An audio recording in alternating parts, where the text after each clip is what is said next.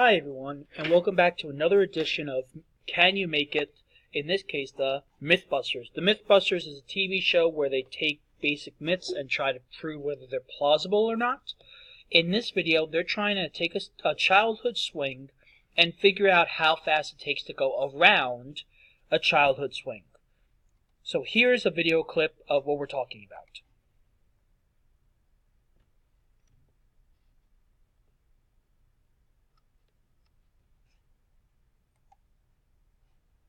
Susie over the top. But it turns out to be not quite what the team had hoped for. Moments after Susie goes over the bar, she just falls out of the sky. It's not a chain straight 360, so it's back to the drawing board. So you guys needed to call in the big guns to get her over the bar, did you? Yeah, we cleared the bar, but it wasn't a full 360. It was more like 300, and then she fell. Well, we know this myth is busted. You can't, under your own power, do a 360. But as Mythbusters, we kind of want to see what it takes to actually do it. So we decided to build a scale model to help us figure out if it was even possible. Hello, I'm Susie. Hello. Lost it. It's too late. Tori, the minimum amount of push to get at 360. Okay. Test number 1, Tori power on the model. Ooh, that was good. Pretty good. And her speed, 36 feet per second. Way faster than even Grant swung at. And maybe too fast to replicate on the full-size swing. But there is a way to make it easier. Use rigid arms. With rigid arms, no energy is wasted in keeping the chain straight.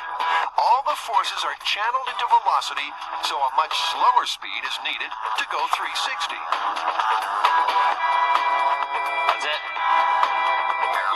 Bingo! The rigid arm only needed a velocity of 10 feet per second.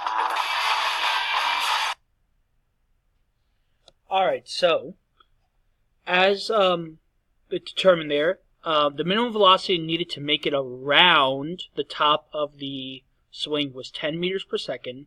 And if I slow down the video clip, I determined that the period that we actually can measure from the video was 0.975 seconds. So those are two very important numbers for us to use. 10 meters per second and 0.975 seconds.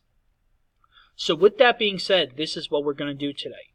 We need to use our givens and determine the radius of that swing, how big that swing actually was. After that, we have to verify the given velocity is actually the minimum by calculating it using the radius. So obviously we're going to take our radius and see what the minimum should be. And after that, determine if the velocity in the show was correct. If they're correct, obviously something's good. If there are different answers, obviously something is going on. So you need to try to determine that. Good luck.